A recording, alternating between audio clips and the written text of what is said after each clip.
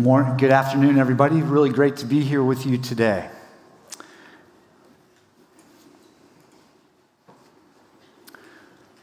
I was in Vilnius, Lithuania, working for a democracy NGO on the day that the planes slammed into the World Trade Center on 9/11, 2001. When that happened, the world changed, and my life changed too. Within a month, I was in Washington, D.C., working at the U.S. State Department in a senior leadership role, trying to understand how people could be so radicalized that they would plan not only their own deaths, but the deaths of thousands of others that they did not know, but had come to hate. That question led me to double down on advocacy for human rights and democracy around the world, but also to developing a better understanding of how people are radicalized. My search led me into many conversations with former violent extremists, from people in Hezbollah to FARC guerrillas to those on the Phalangist side of the civil wars in Lebanon. And I learned from these discussions with them that there are specific underlying grievances, some of which are understandable, at the core of what can become violent ideologies. But the radicalization process that brings a person to the point at which they are ready to kill is also very similar across ideologies and contexts. Ultimately, there is a black and white view of the world that is created where a righteous us confronts a dehumanized them, and that them needs to be extirpated. While still at the U.S. State Department in 2003 and 2004, I spent 14 months in Iraq. I tell my wife it was the longest decade of my life. While there, the sectarian cleavages that existed and were exacerbated by misrule and Saddam's tyranny had created a cauldron of hate and violence that led ultimately to civil war, which almost tore the country apart. But for about 1,000 years, Sunni and Shia, Arab and Kurd had found some way to live peaceably, if uneasily, with one another. Again, what could happen? What could I do to break this cycle of violence? Well, a decade from 9/11, with most of the world now online, I helped start Jigsaw, which is a geopolitical unit inside a major tech company, Google, building tools to make people safer online. In doing so, I sought to apply the insights from the physical battlefield to the digital battlefields of today. Whoops. There is no other team in the world like Jigsaw. We're an interdisciplinary group of researchers, technologists, and global policy experts at Google who focus on identifying threats to open societies and building technology to inspire scalable solutions. Our work covers some of the most pressing issues of our time, including toxicity, misinformation, censorship, and violent extremism. We are focused on understanding the human motivations that lie behind every issue we tackle, conducting interviews, embedding ourselves with researchers and people on the ground to understand the why behind why people do what they do. We work across various product areas at Google, but also with other companies around the web to share our insights and develop scalable solutions. Importantly, all of our work, every aspect of it, is done in collaboration with partners from across the globe, including companies like Meta and Twitter, NGOs like Access Now, global academic institutions, and local organizations, including some here in Germany that I'm going to have the pleasure to introduce and thank a bit later in my talk.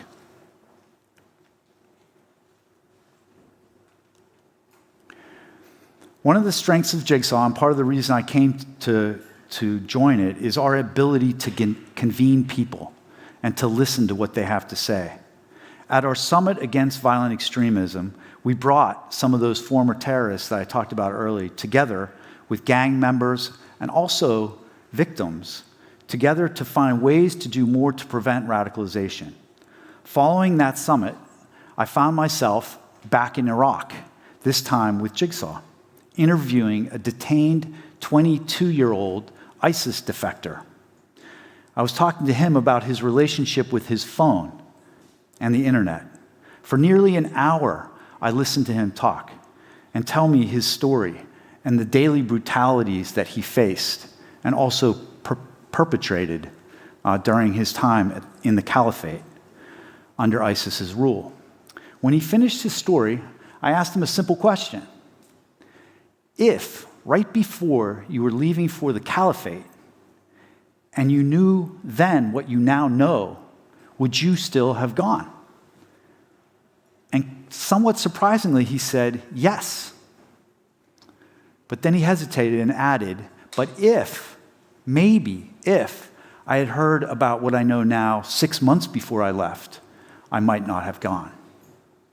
Through this interview and many more like it that confirmed that initial insight, we developed a tool called the redirect method. The redirect method works, as it sounds like, by redirecting those expressing interest in radical ideologies to content that can create a degree of cognitive dissonance to disrupt the radicalization process.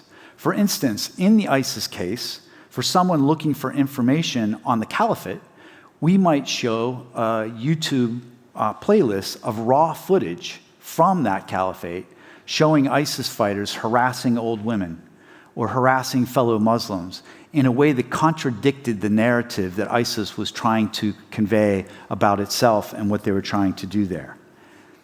What's important to note is that the content we were sharing was relevant to the context in which they were searching, but the content was just different than they might have expected. And that difference can create all the difference in the person's life if it succeeds in causing them to ask more and deeper questions.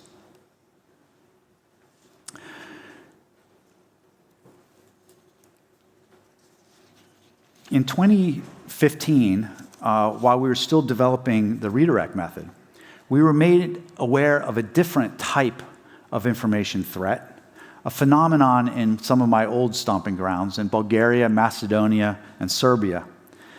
These were referred to by local think tanks as something called mushroom blogs. These news sites would pop up like mushrooms, post fake news stories on Facebook, boost those stories, and then disappear. They were in Cyrillic, so the rest of the world wasn't paying much attention.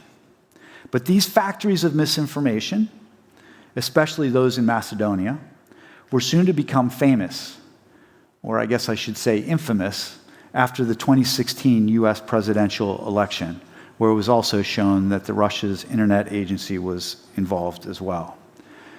At that time, I traveled to Velis, Macedonia, to speak with those who were producing the content, and learned that trade schools had been set up to educate out-of-work young men to develop this content on these sites in English in order to make money. My colleagues and I realized at that time that that meant that if it was that easy to create misinformation and distribute it and actually make money from it, then we were going to have to come up with a new approach. That the idea of getting ahead and debunking with fact-checking those sites was not going to be sustainable. In fact, I have a little technical difficulty here.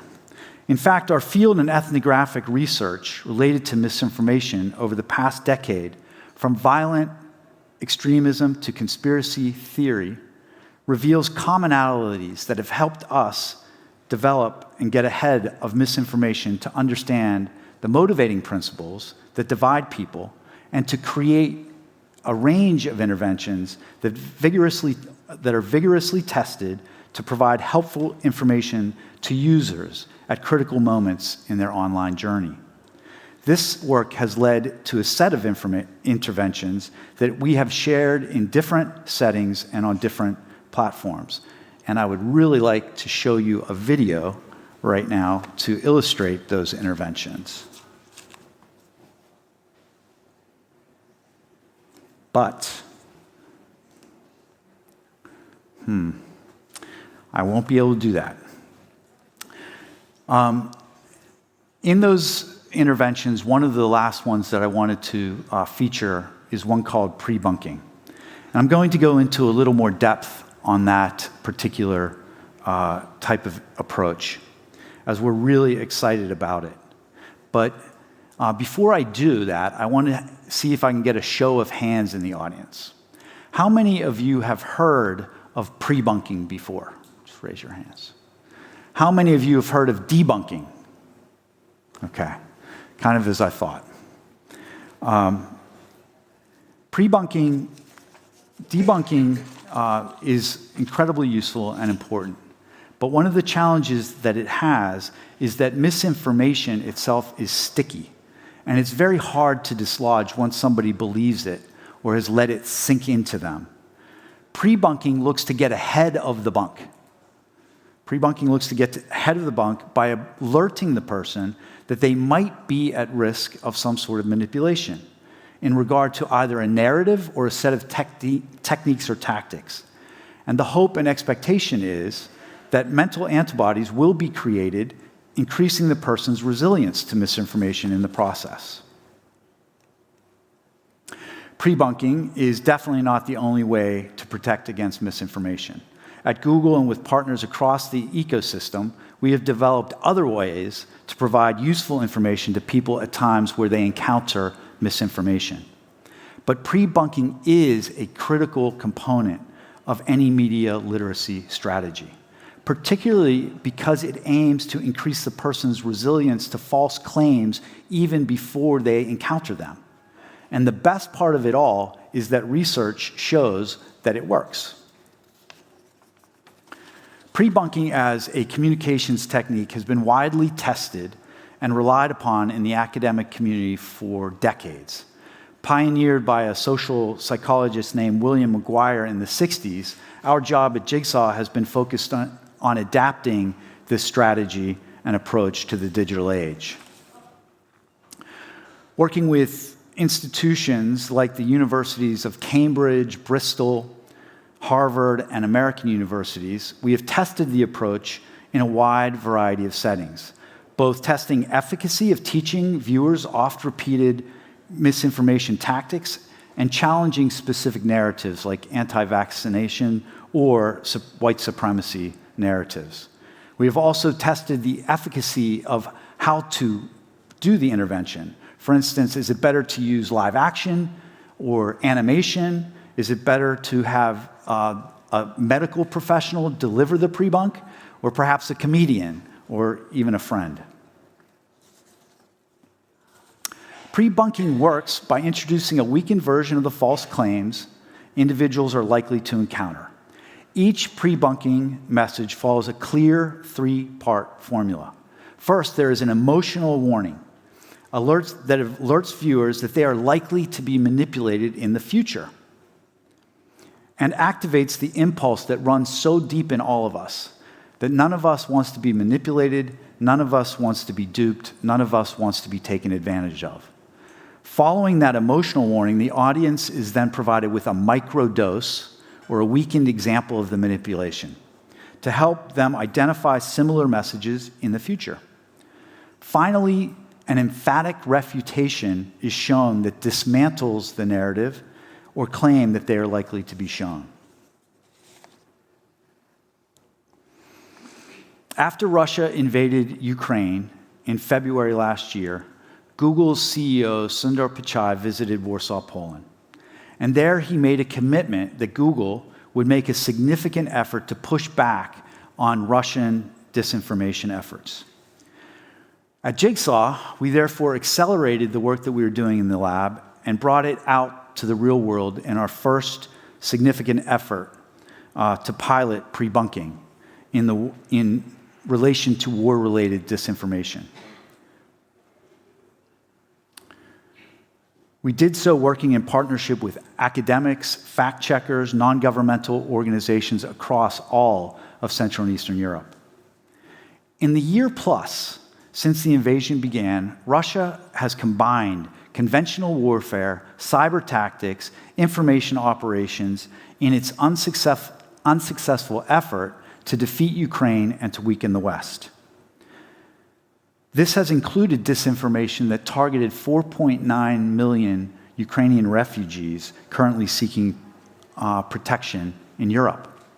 Using short videos, we sought to pre-bunk 2 emergent disinformation narratives aimed at undermining European solidarity and putting refugees in harm. This experiment ran during the fall and winter of 2022, and it ultimately reached 1/3 of the Polish, Czech, and Slovak populations and had close to 90 million impressions. And here are some of the results broken down by individual country. Now, while we're excited about the reach that we achieved with over 38 million individual people watching the 1-minute videos all the way to the end, which is pretty remarkable if you think about your own video watching habits, we are really proud of the impact we've been able to measure via what we call brand lift surveys. After each video, we tested the viewer's ability to recall the tactic they had seen and to see if they were able to detect it. And we found that, that there was up to an 8% lift in recall after audiences watched our videos. Now, for those of you who don't know anything about custom lift surveys or anything about lift at all, let me just tell you, that's a really big deal to have an 8% lift. Most people would be really, really, really happy with 1 or even 2% lift if they could. Now, building on the learnings from that campaign that we did in Central and Eastern Europe, we are really, really excited today to follow up on the commitment that Google and Jigsaw made at the Munich Security Conference earlier this year.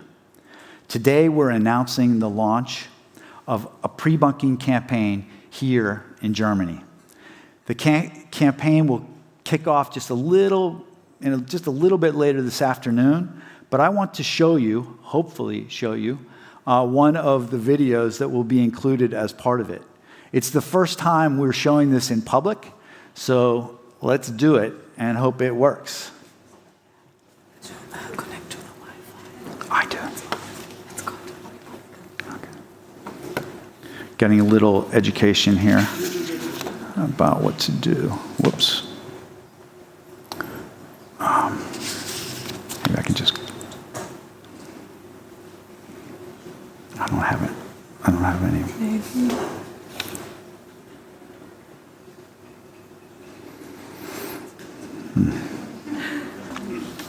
Well, let me see if I can just play this from here. No. Why don't you have the... I just need your... Yeah, I don't know.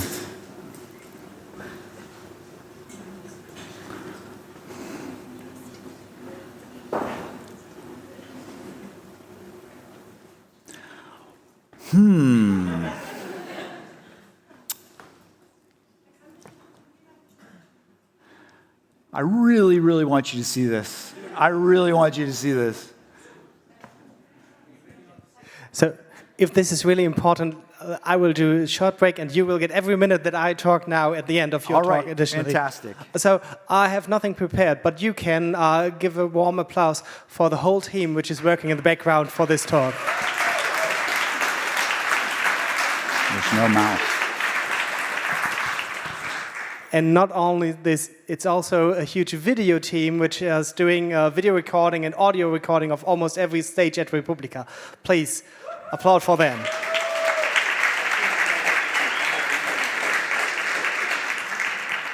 And there are the volunteers. I don't know how many there are, probably 1,000 volunteers this year, who make everything possible, that everyone is at the right place at the right time. And please applaud for the volunteers at Republika.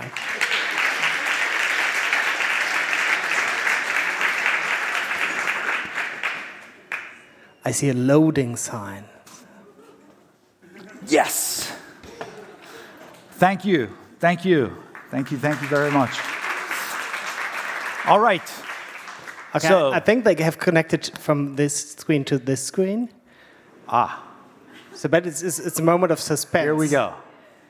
Oh, a big round of applause for our technical team. Thank you. Excellent. All right, without further ado. Oh, no.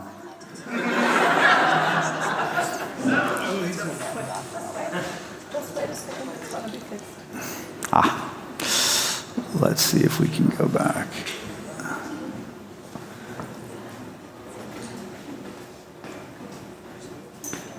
Try holding the try holding the microphone onto the speakers. You would find it hard to believe I work for one of the largest tech companies in the world.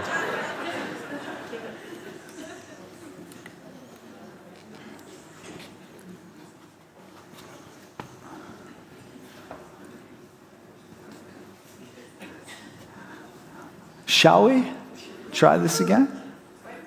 Wait 1 second.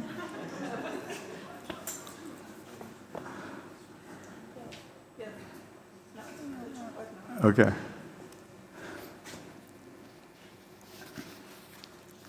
Jeden Tag werden online gezielt Falschinformationen verbreitet. Weißt du, wie du dich davor schützen kannst? Ich will jetzt wieder mehr im Garten arbeiten. Dann solltest du dir aber mal schnell noch Wasservorräte anlegen, wenn du keinen Ärger haben willst. Schau mal, steht überall im Internet. Ja, was kommt denn als nächstes? Bist du auch drauf reingefallen? Meine Mutter auch. Hier, schau dir mal die Quelle an.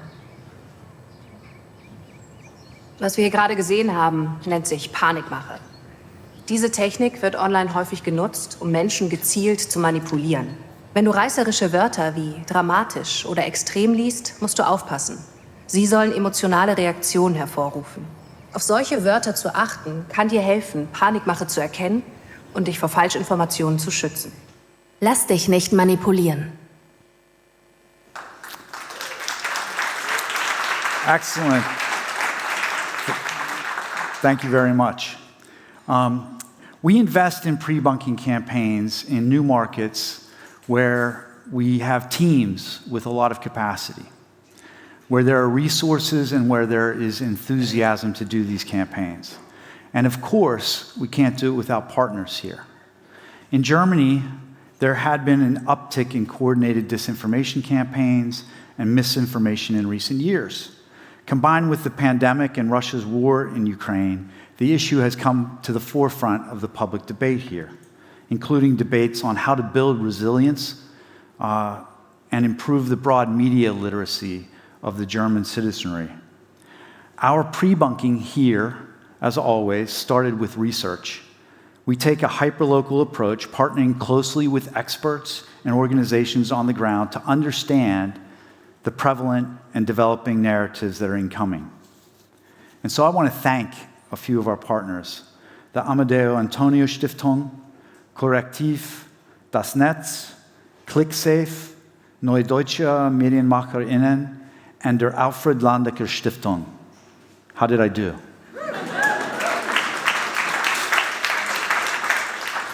Each of you here, and I see some of you here, we're all critical to this effort and to the campaign itself. We couldn't have done it without you.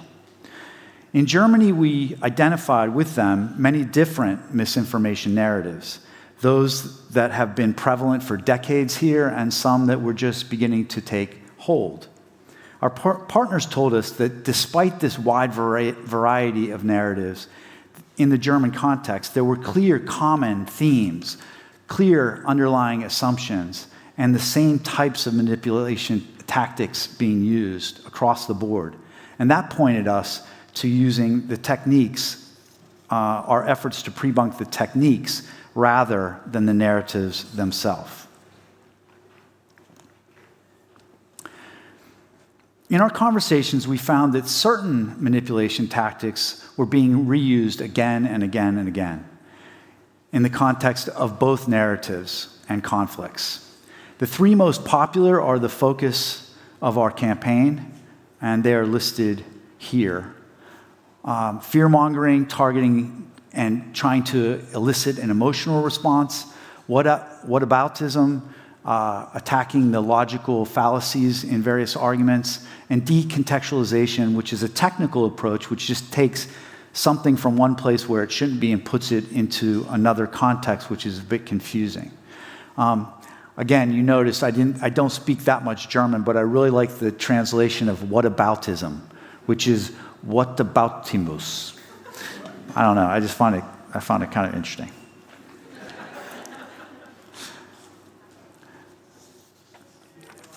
In terms of audience reach here in Germany, we are sharing these videos with a wide audience on Facebook, YouTube, Instagram.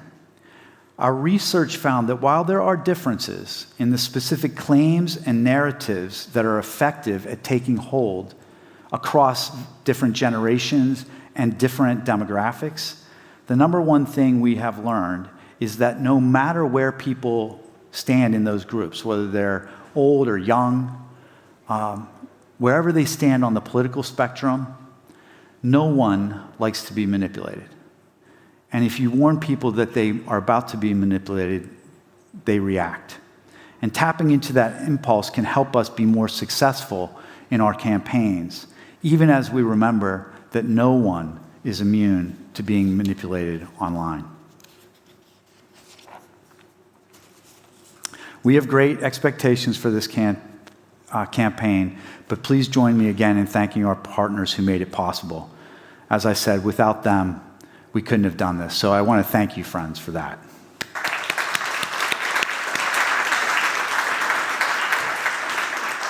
Our collective efforts in the disinformation space will continue and even accelerate. Indeed, they have to.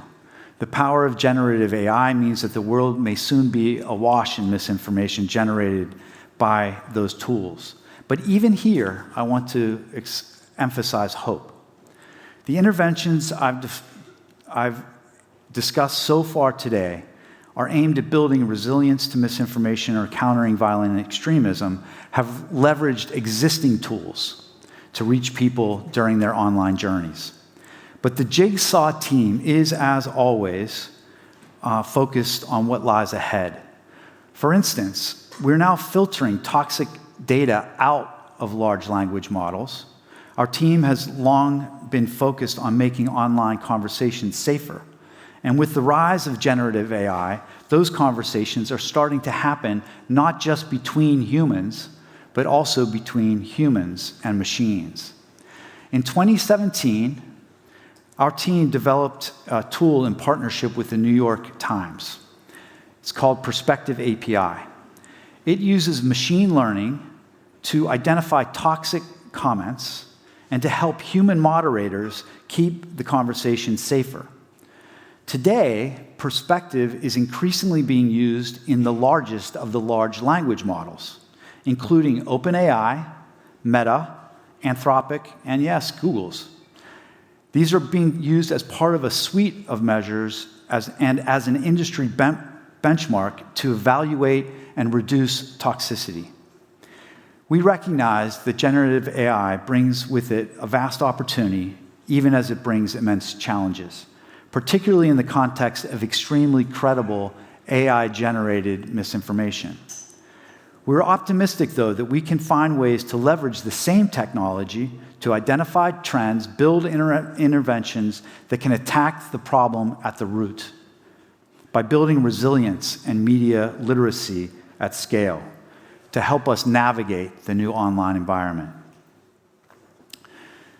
The fact is, time doesn't stand still. New challenges will arise. Old challenges are made new again through changes in technology. When we first started Jigsaw, just to give you an example, more than 10 years ago, no one used the phrase, the two words online and radicalization together. There was no such combination. So as new technologies become commonplace, new threats will require new solutions. But doing nothing about them or worrying about how things are changing is not going to make the world any safer. It's not going to make the world any better. From 9/11, where I started my story, until today, we've demonstrated that our collective ability, working together, we can redress some of the most difficult information challenges on the internet today. And while we are not where we all wish we were, we are making progress, which is good news, and we should celebrate it. Thank you very much for joining me here today and for bearing with me. I really appreciate it. Now, I don't know if we have any time for questions. We had hoped we would, but I think we probably went through it. I see one question over here, and 2 questions over there, and 4, and then let's make a cut with these 4 questions. Yeah, hi. Thanks for your talk. It was very interesting. I'm sure I'm here very much in the front. Thank you. I'm sure you have heard that question before, but I wonder who decides when radicalization starts? I mean, political discourse is also about influencing opinions, and how do you debate that in Google, and who's involved in taking position of what is radical? Yeah. So in the context in which I was speaking, we were thinking about very specific ideologies that were already problematic or being addressed through trust and safety teams online. So in that case, for instance, there were already kind of urgent efforts around ISIS-related ideologies within the public realm. And so we were collaborating and being encouraged to collaborate with others to understand what was happening in that particular context. So it is very specific context. And again, we do everything we do with partners. So working with think tanks and others like the Institute for Strategic Dialogue out of the UK. One of our partners here is Moonshot, that has helped us with these tremendous videos behind me and that approach. And they've been working in the counter-radicalization era for a very, very long time. So we come together with them, with social scientists and other researchers to try to understand what are the most potent, most virulent ideologies that can lead to violence or have evidence violence, and see if there are interventions that we can use. I would say, and I think it's important to add, that in the pre-bunking context, we're not targeting any particular group of people. It's for all of society because it's that important. None of us want to be manipulated, as I said, but all of us are vulnerable. Thank you. Second question. Hi. Here. Thanks for the really interesting talk. My name is Dana Regev. I'm a senior social media editor with DW, which is Germany's international broadcaster. I was wondering, Jigsaw is clearly a Google product. I work for a media outlet. I was wondering if you have any tips or advice for media outlets, especially on the social media front, of how to join the efforts of pre-bunking the same way that Jigsaw and others are doing. Any concrete tips? So one of the things we like to do, we can't do everything, right? But what we have done is we're externalizing the methodology, and we're giving very, very specific recommendations for how to do pre-bunking campaigns. We do feel that they need to be scaled and can be done in other contexts. And so what we're hoping is within a few months of this campaign, that we'll be able to come back with data that we can share with people about how the pre-bunking campaign has run in Germany, in the same way we have basic details from the campaigns that we ran in Central and Eastern Europe. So we want to work with partners to help broaden this effort because it requires much more in the way of pre-bunking in very specific contexts as well. So I think there's a lot of scope for collaboration and cooperation. Hi. Here. Hello. Hi. Hi. My name is Michał Woźniak. So you talked about how There's human-to-human communication online. There's now human-to-machine communication online because of the large language models and ChatGPT and all of that. You did not mention machine-to-machine communication online, which is already happening between large language models and often leads to hilarious and/or horrible results, as with the poor lawyer in the United States who got hallucinated by, I believe, ChatGPT as a sexual harasser, and then that got picked up by another chatbot, and obviously that's a problem.